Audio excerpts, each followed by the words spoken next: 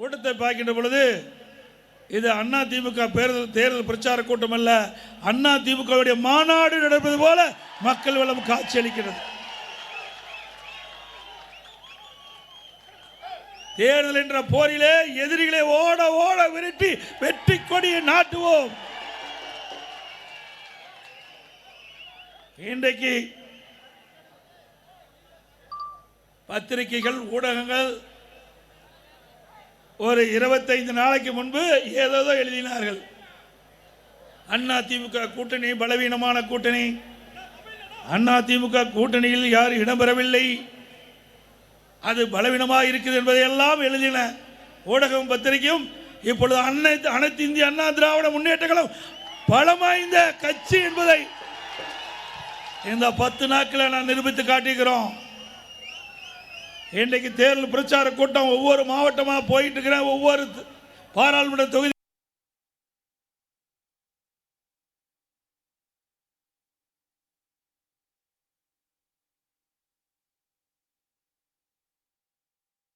மாவட்டம் அண்ணா திமுக கோட்டை.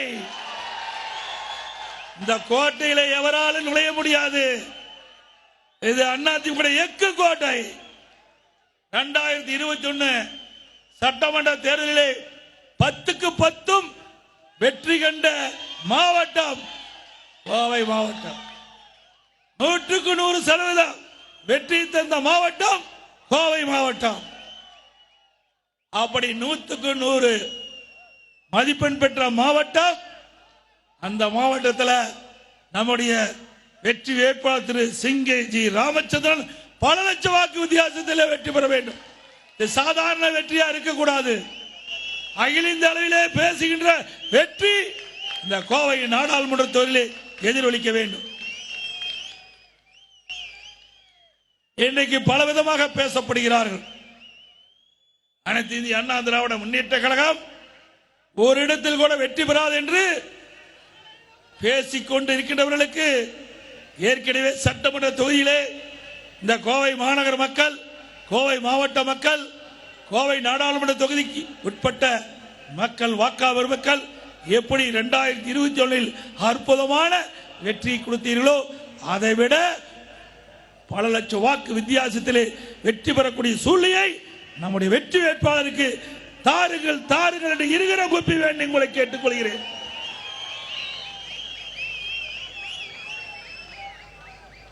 திரு ஸ்டாலின் அவர்கள் போராட்டத்தெல்லாம் பேசிட்டு இருக்கார். ஏன்னா அவர் கண்ட கனவு வேற. கூட்டணி பலம் அதிகமா இருக்குது. அதனால 39 இடத்துல தமிழ்நாட்டில் வெற்றி பெற்று பாண்டிச்சேரியில் வெற்றி பெற்றலாம் நினைச்சாரு. அது பகல் கனவா போயிட்டது. கூட்டணி எல்லா கட்சிக்கும் தேவை. ஆனா மக்கள் பலம் அண்ணா திமுக பக்கம் இருக்கு. ஸ்டாலின் அவர்களே, நீங்கள் கூட்டணி நம்பி தேர்தலை நிற்கின்றீர்கள். அனைத்து இந்திய அண்ணா திராவிட முன்னேற்ற கழகம் மக்களை நம்பி தேர்தலை நிற்கின்றது. மக்கள் பலம்தான் வலிமையானது. அந்த மக்கள் பலத்தால் தான் வெற்றியை பெற முடியும். அது எங்கள் பக்கம் இருக்கின்றது. ஆகவே உழைப்பாளில் நிறைந்த கட்சி அண்ணா திமுக கட்சி, அண்ணா திமுக கூட்டணி. ஆகவே எங்க கூட்டணி இருக்கின்ற கட்சிகள் எல்லாம் உழைப்பை நம்பி இருக்கின்றது, மக்களை நம்பி இருக்கின்றது. ஆகவே இந்த தேர்தலில் உழைப்பு உழைப்பு வெற்றி நிச்சயம். அது மட்டுமல்ல, திரு ஸ்டாலின் ஏதோ கூட்டத்தில் பேசி வருகிறார். அவருடைய பதவிக்கு தகுந்த பேச்சுக்கள் இல்லை. ஒரு உயர்ந்த பதவியில் இருக்கின்றவர்கள் பொறுப்போடு பேச வேண்டும். ஆனா நாகரீகம் தெரியாத ஒரு மனிதர், நாகரீகமா பேச தெரியாத ஒரு மனிதர் திரு ஸ்டாலின் அவர்களே, நான் கிராமத்தில் இருந்து வந்தவன், நீ நகரத்தில் இருந்த, உன் மாதிரி பல மடங்கு எங்களுக்கு பேச தெரியும். நாவடக்கம் தேவை. இல்லை என்றா நான் மட்டுமல்ல, எங்களுடைய தொண்டன் கூட பேச ஆரம்பிச்சுட்டா நீங்களால தாக்கு பிடிக்க முடியாது. அனைத்து இந்திய அண்ணா திராவிட முன்னேற்ற கழகத்தை பொறுத்த வரைக்கும் எல்லாரும் சமம், எல்லாரும் பொறுப்பில் இருக்கின்றவர்கள்.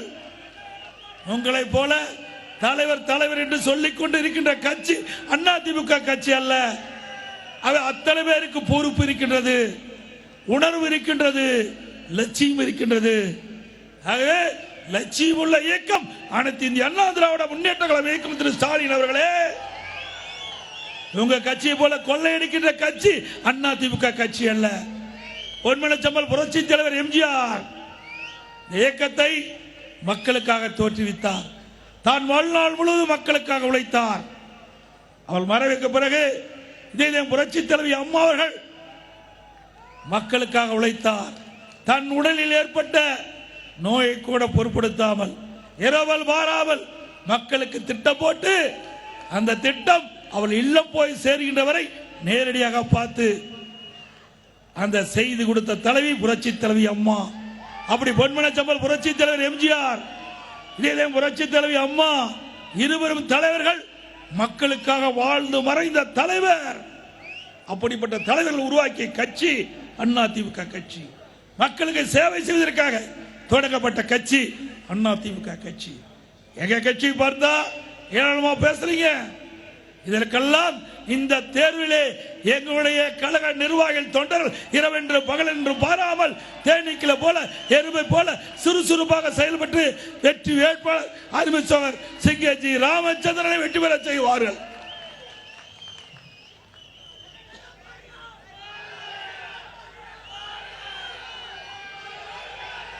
அது மட்டுமல்ல, இன்றைய தினம் அனைத்து இந்திய அண்ணா திராவிட முன்னேற்ற கழகம் பல்வேறு திட்டங்களை அறிவித்து அதன் மூலம் மக்கள் ஏராளமான நன்மைகளை பெற்றுக்கின்றார்.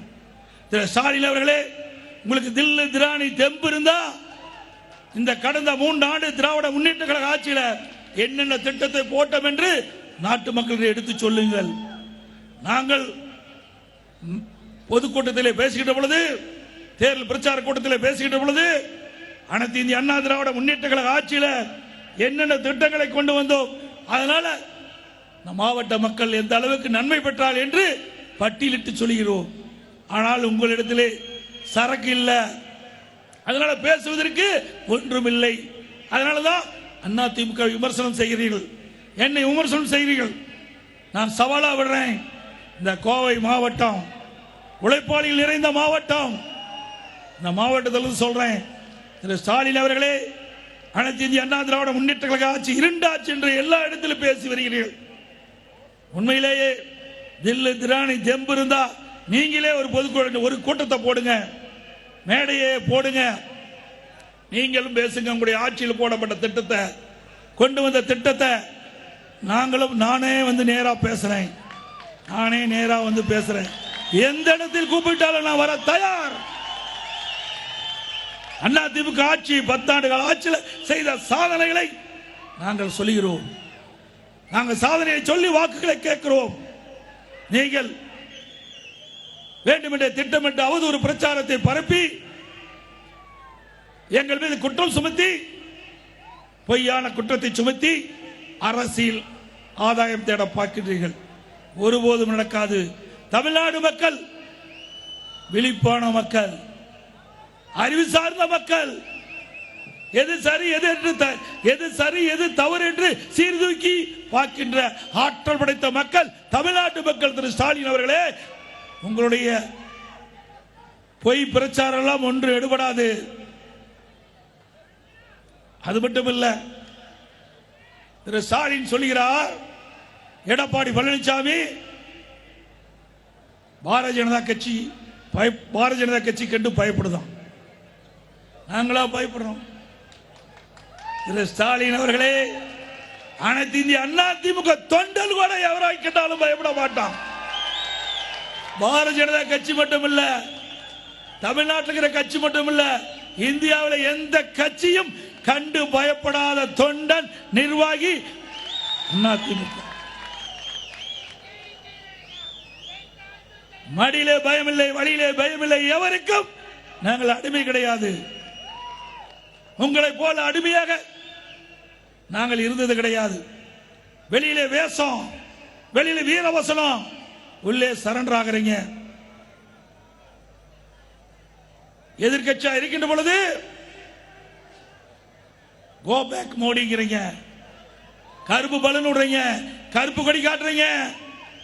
ஆளுங்கட்சி வந்த பிறகு வெல்கம் மோடிங்கிறீங்க. வெல்கம் மோடி எத்தனை முறை அழைச்சிட்டு வந்தீங்க? அப்பனும் மகனும் ஒரு முறையா, இருமுறையா, 6 முறை தமிழ்நாட்டுக்கு பாரத பிரதமர் அழைச்சி வந்து அவர்களுக்கு பல்வேறு திட்டங்களை துவக்கின்ற ஏற்பாடு செஞ்சீங்களா இல்லையா? வெளியில எதுக்குற மாதிரி ஒரு தோற்றம், உள்ள பயம். நேரடியா பிரதமரை பார்த்து சரணகதி.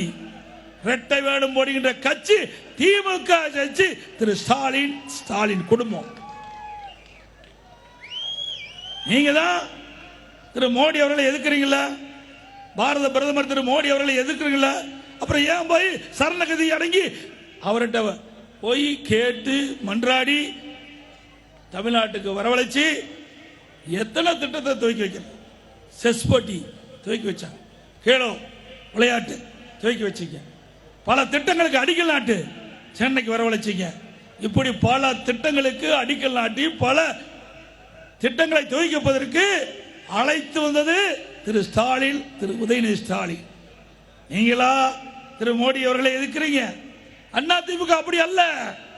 தமிழ்நாட்டின் தமிழ்நாட்டுடைய நலன் சார்ந்த பிரச்சனை, காவிரி நதிநீர் பிரச்சனை. 50 ஆண்டு காலம் விவசாயிகள் போராடி கொண்டிருக்கிறாங்க.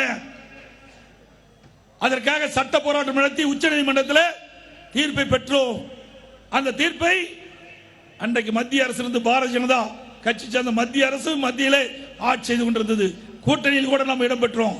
அந்த காலகட்டத்தில் கூட தமிழ்நாட்டு மக்களுடைய உரிமையை காப்பதற்கு, தமிழ்நாட்டு மக்களுடைய நலனை காப்பாற்றுவதற்கு நாடாளுமன்றத்திலே நம்முடைய 37 நாடாளுமன்ற உறுப்பினர்கள் நாடாளுமன்றத்தை 22 நாட்கள் முடக்கி வச்சாங்க. 22 நாட்கள் முடக்கி வச்சாங்க. இந்திய நாடே திரும்பி பார்த்தது. இது வரலாறு. இந்த வரலாற்றை படைத்தது அண்ணா திமுக கட்சி.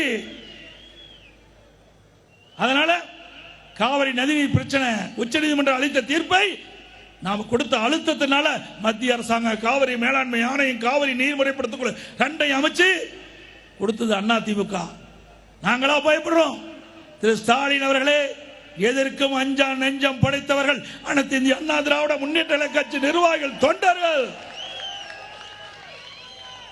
அரசியல் ஆதாயம் தேடுவதற்காக கோழைத்தனமாக பேசுவதை விட்டு விடுங்கள்.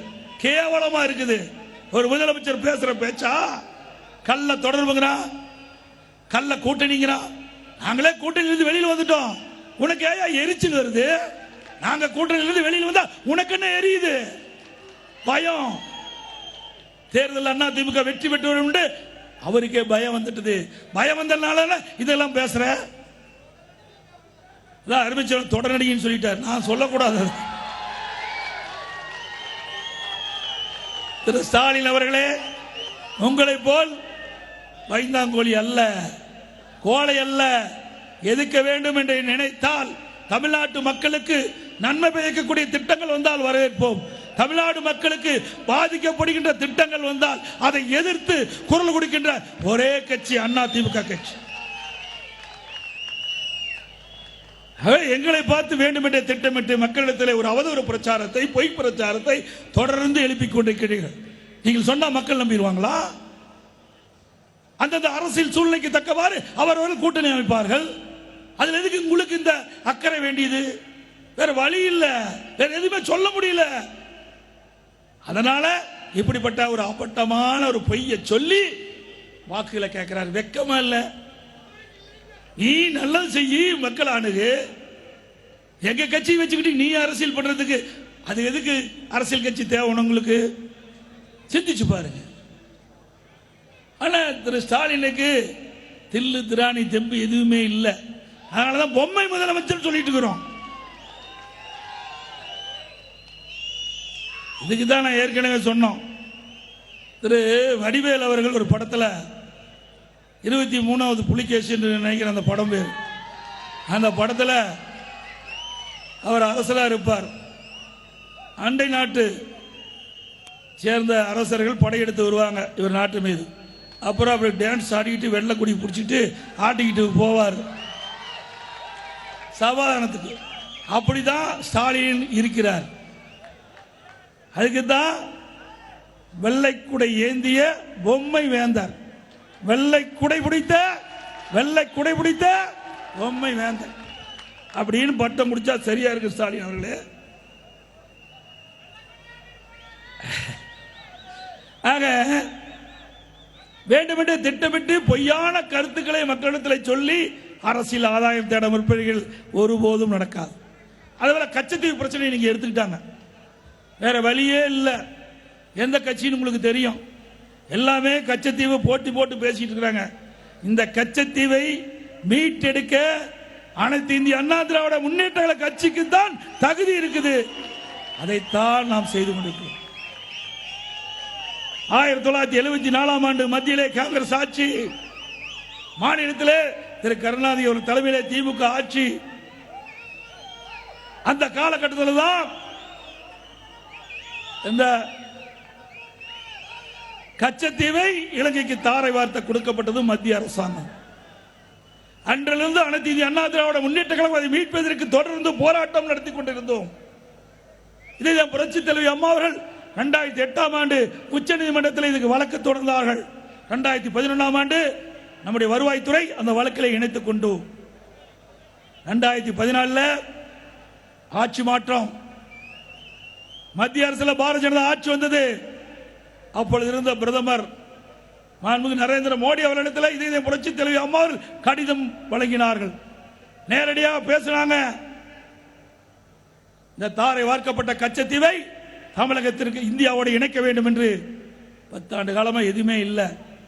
அம்மாவை நேரில் பிரதமர் அவர்களை நேரிலே சந்தித்து கோரிக்கை வைத்தார்கள். ஆனால் அந்த கோரிக்கை நிறைவேற்றல.